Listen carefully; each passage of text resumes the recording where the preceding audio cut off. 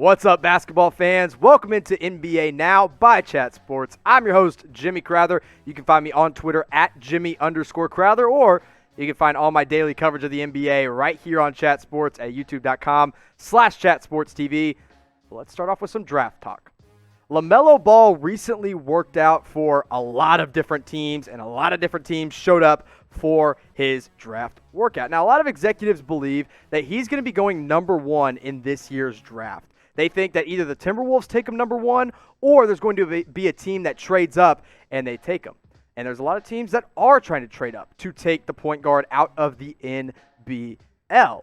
However, he didn't just work out for that number one team, the Minnesota Timberwolves. We know that he did hold a private workout in that area, but he also worked out for multiple other teams, including the Charlotte Hornets, the Detroit Pistons, the Golden State Warriors, Minnesota Timberwolves, who have the number one pick, and the Phoenix Suns as well. So obviously the Hornets have that third pick. Detroit, they hold the seventh pick. Warriors, of course, at number 2. And the Minnesota Timberwolves have that number 1 pick. Phoenix likely would have to trade up for LaMelo, but we know that he did work out for them.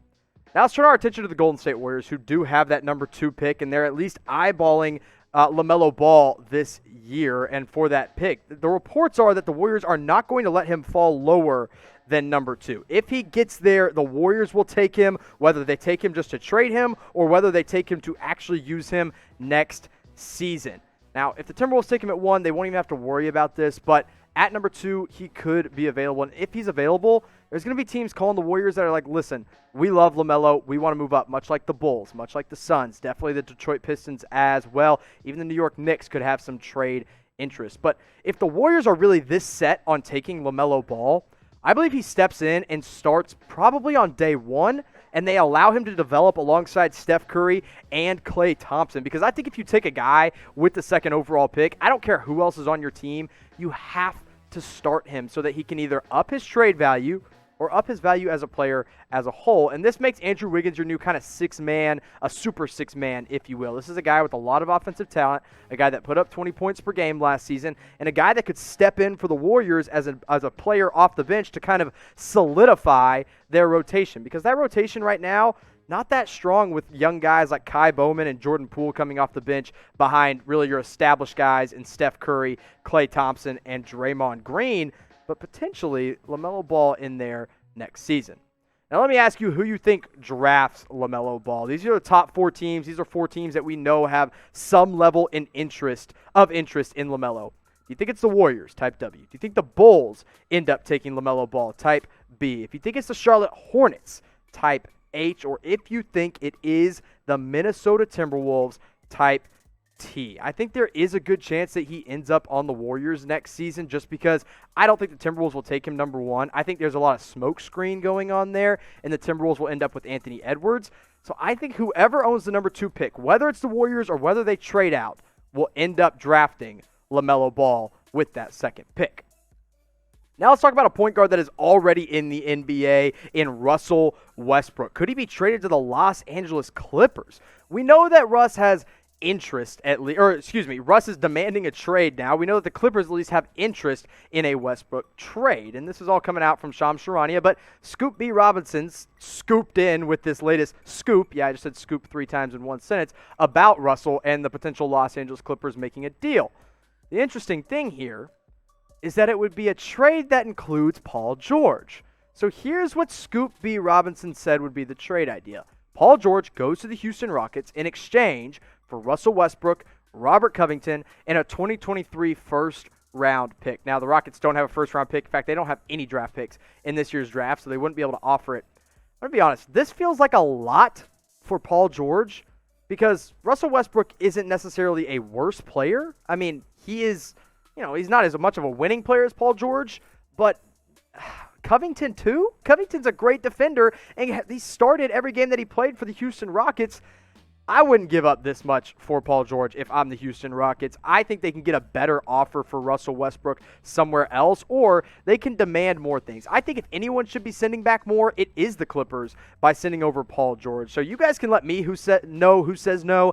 I think it's the Houston Rockets, but maybe it is the Clippers. But if the Clippers said yes, this is what would happen.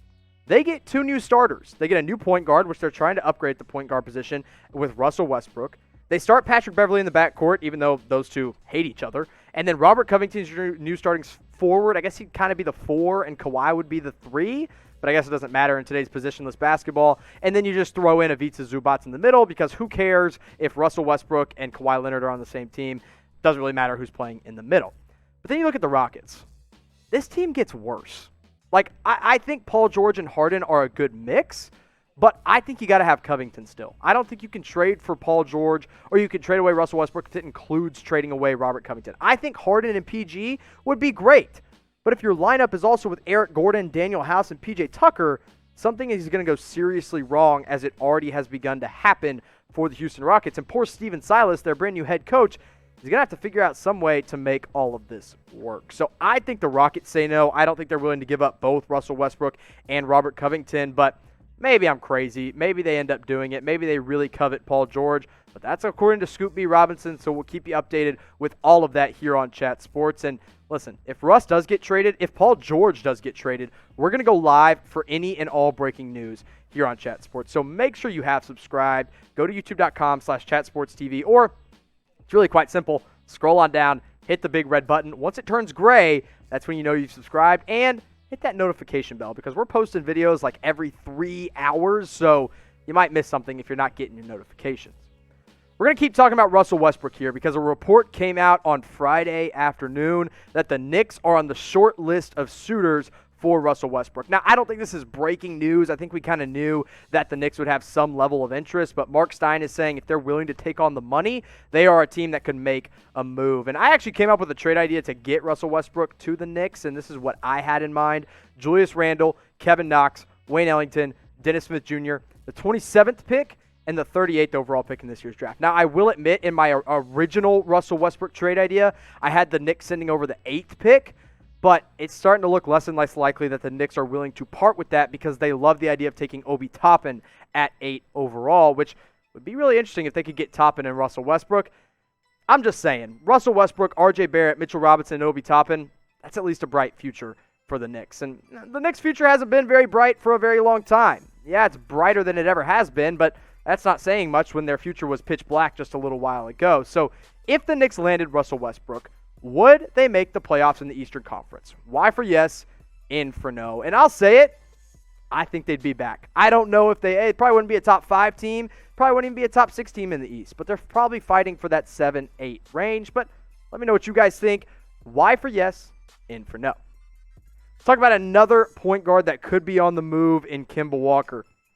Apparently, there is a deal being discussed, a 3-team deal between the New Orleans Pelicans, the Boston Celtics, and the Indiana Pacers, with everything centered around Kemba Walker. But guys, that is not the only major player in this trade. There are a lot of pieces being discussed and a lot of pieces that could be moved. This is all coming from Adam Kaufman. Adam Kaufman is a local Boston radio guy who apparently has some sources within the Celtics organization. Again, this time of year, a lot of people have sources, but we're at least going to talk about this trade idea. I should say sources. But here was Kaufman's rumored trade.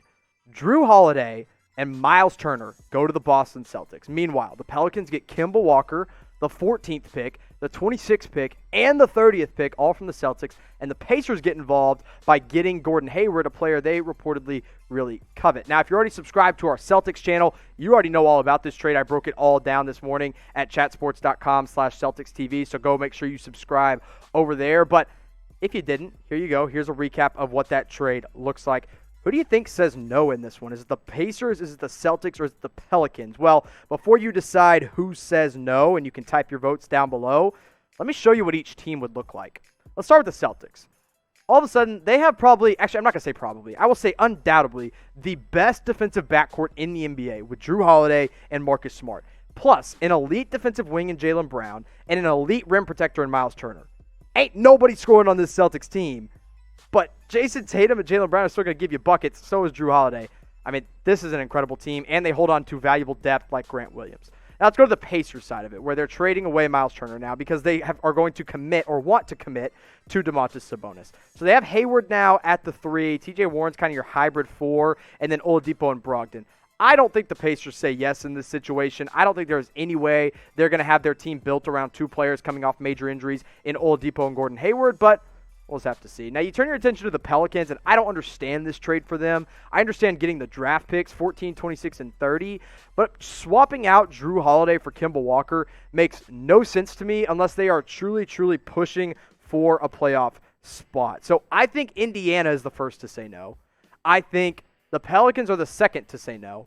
And I think the Celtics would be absolutely crazy if they said no, but I could see them saying no simply because they don't want to give up Kemba Walker and give up all that chemistry.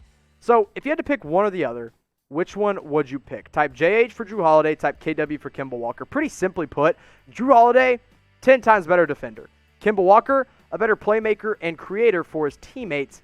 I don't know who's better at this point. I think I'd lean Jrue Holiday by a little bit, but it's really, really close and could go either way on this one. Now, no matter who you're a fan of, you can get one of their jerseys, whether it's the Celtics, whether it's the Pacers, whether it's the Pelicans, whether it's the freaking Los Angeles Clippers or any other team. Fanatics has them ready for you at chatsports.com/NBA jerseys. And the best part is, new jerseys are coming out every single week. So go get yours today. Before Christmas rolls around, you want to get your gifts ready. Chatsports.com/NBA jerseys has those available, and they're shipping for free for a limited time only. Now, we have jerseys coming out in the throwbacks. We have jerseys coming out in the City Edition, the Statement Edition, and even the Earned Editions will be coming out later this year. So go get yours today, or go get one for a loved one that you got to buy some gifts for at chatsports.com/NBA jerseys. Best place to go is Fanatics. Trust me, you're going to want to get yours today. Authentic Nike jerseys available at that link. One more time, chatsports.com/NBA jerseys. One more point guard we got to talk about is Chris Paul of the Oklahoma City Thunder. According to Brian Windhorst, the Philadelphia 76ers now have trade interest in CP3. Now, we knew the Suns were discussing a trade with Oklahoma City. We already knew that was happening, but apparently, according to Windhorst, the Sixers are wanting to get involved as well. Now, Chris Paul had a huge turnaround year last year, really put up great numbers, made the All-Star team with this Oklahoma City team. He also pushed them into the playoffs, and so his trade value has completely increased. In fact, when he was with the Houston Rockets, I thought his trade value had completely dipped off. Now he has completely revived it. So the most realistic idea that I could come up with on both sides was Chris Paul to the 76ers. Meanwhile, the Thunder would have to take on Al Horford's salary, which we have heard they are willing to take on salary if it means they get draft capital. And in this situation, they do, with the 21st pick, the 34th pick, and the 36th overall pick, all belonging to the 76ers, as well as Josh Richardson, who's a nice young shooting guard that could make sense for that Oklahoma City team that is in a complete rebuild right now. Still doesn't feel like enough, but maybe it gets it done. For the 76ers, though, I think you got to do this trade, because if your starting five is, an elite veteran in Chris Paul, an elite defensive player in Ben Simmons, a top 2 center in the league in Joel Embiid, and Tobias Harris becomes your fourth option with a second-year guy like Matisse Thybulle on the wings, I think the 76ers do this in a heartbeat. Meanwhile, they're also giving up or getting rid of Al Horford's salary. I think this is a trade that the 76ers and Daryl Morey would be absolutely crazy not to do, but there also might be some bad blood between Daryl Morey and Chris Paul, so I don't know if it actually gets done. So I do think Chris Paul is going to be on the move this offseason. I don't think it will be to the Philadelphia 76ers, especially not for that trade package. That was just the best I could come up with. Maybe they include Tobias Harris and it gets it done, but then that's a lot of salary and kind of veteran players that the Thunder don't really have a lot of use for. So before we wrap up these trade rumors, I want you to make a prediction for me. Where will Chris Paul be playing next season? Do you think it's going to be Phoenix? Do you think it'll be Oklahoma City? Do you think it could be a team like Philadelphia? Maybe you got a complete wild card for me. Let me know in the comments section. Where will CP3 be playing next season?